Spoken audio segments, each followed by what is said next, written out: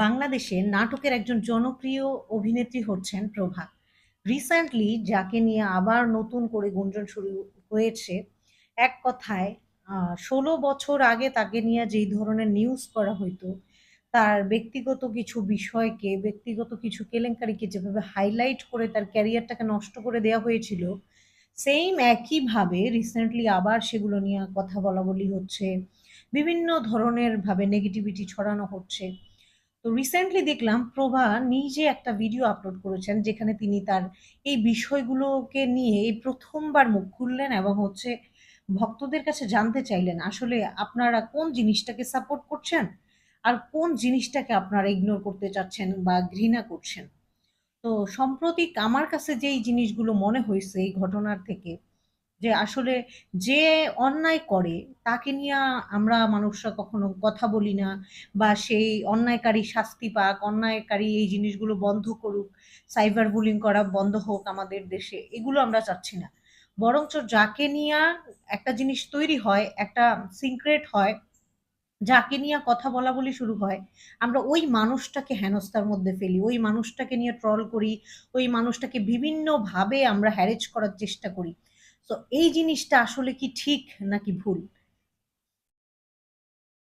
একটু যদি খেয়াল করে দেখেন, বর্তমানে আপনি কোনো অভিনেত্রীকে শুধু না, নরমালি একটা মানুষ যে ধরেন সোশ্যাল মিডিয়া অ্যাক্টিভ বা ব্লগিং করছে বা ডিজিটাল কনটেন্ট ক্রিয়েটর, তাদেরকে নিয়েও কিন্তু প্রচুর পরিমাণ বুলিং করা হচ্ছে। তারা ধরেন আজকে একটা কিছু বলতে গিয়ে একটা ভুল একটা ওয়ার্ড বলে ফেলেছে। এইটাকে অনেক কেটে, কেটে বিভিন্নভাবে ট্রল করা হচ্ছে। বিভিন্ন গ্রুপ খুলে, খুলে এগুলোকে নেগেটিভিটি ছড়ানো হচ্ছে। যার কারণে দেখা গিয়েছে কি সোশ্যাল প্ল্যাটফর্ম গুলোর অবস্থা খুবই খারাপ হয়ে গিয়েছে। এটাকে কিন্তু কেউ বন্ধ করতে পারেনি। বা একটা পর্যায়ে ২-১ জনকে দেখা গিয়েছে ধরতে পেরেছে, পেরে তাদেরকে শাস্তির আওতায় এনেছে। কিন্তু আবার অন্য একজন এই কাজগুলো করছে। এই যে একটা পরিস্থিতি মানুষ ক্রিয়েট করেছে, এটার দায়ভার কিন্তু আমার আপনার সকলের। কারণ আমরা যখন অন্যায়কে অন্যায় না মনে করি, কিংবা যেই মানুষটা ভুক্তভোগী হইল তাকে নিয়েই সবসময় বুলিং করে যাই, তখন কিন্তু এগুলো স্টপ হবে না। আপনাকে মাইন্ড সেট করতে হবে যে কোনটা আসলে ন্যায়, কোনটা অন্যায়। আপনি চাচ্ছেন যে এই জিনিসগুলো বন্ধ হোক, তাইলে সবার আগে এটা করতে হবে যে মানুষের খারাপ দিকগুলোকে হাইলাইট করা যাবে না, বরঞ্চ যে করছে তাকে নিয়ে আমাদের ঘাঁটতে হবে। কোন পার্সনটা এই জিনিসগুলোকে ছড়াচ্ছে, কোন পার্সনটা একটা মানুষকে হ্যারেস করার চেষ্টা করতেছে।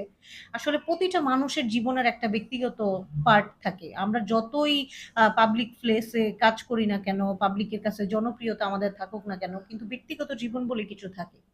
বাট আমার কাছে মনে হয় পার্সোনালি সেই ব্যক্তি সবথেকে বেশি অপরাধী যে একটা মানুষের ব্যক্তিগত জিনিসগুলোকে বাইরে এনে হাইলাইট করে মানুষকে দেখায়, মানুষের কাছে আরেকটা মানুষকে খারাপ প্রমাণ করার চেষ্টা করে, আর এইগুলো করে একটা মানুষের ক্যারিয়ারকে নষ্ট করতে চায়।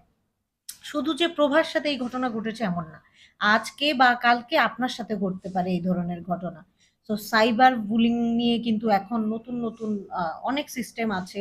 এগুলোকে আগে আমরা এড়িয়ে যেতাম, বাট এখন একটা সমাধানের রাস্তা রয়েছে।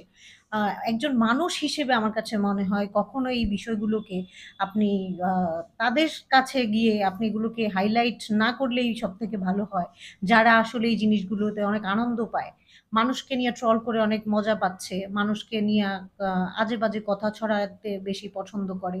সো এটা চাইলেই সম্ভব।